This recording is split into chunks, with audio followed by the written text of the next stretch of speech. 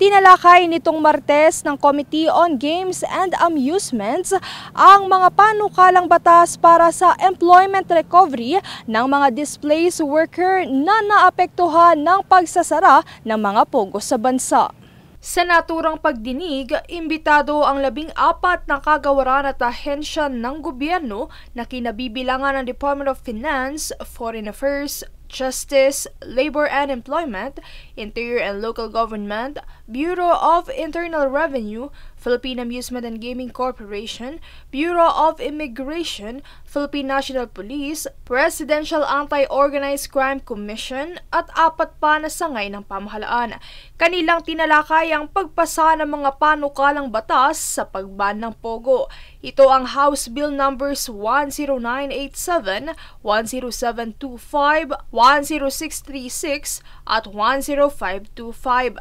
Sa panig naman ng PAGCOR bilang chairperson ng employment recovery ng mga manggagawa, hininga ni Antipolo 2nd District Representative Romeo Acop ng documentation plan ng tinalagang technical working group para sa mga programa o mga hakbangin nito na tutugon sa pangangailangan ng naturang sektor.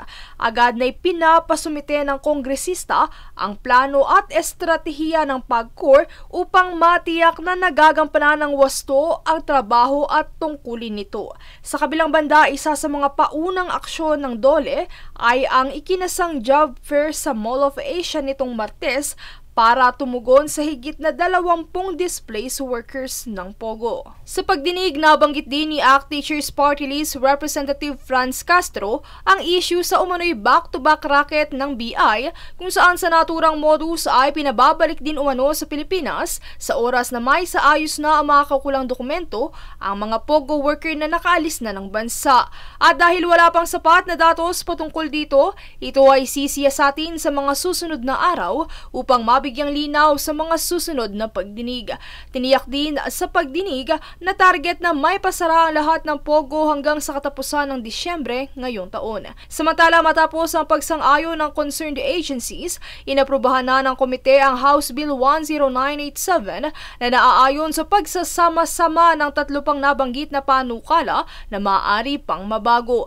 Ito ay dahil napagkasunduan ng mga may akda na mas malaki ang negatibong dulot ng mga pogo gaya ng krimen kumpara sa positibong dulot nito sa ekonomiya ng bansa. Princess Castro, nag-uulat para sa One Media Network.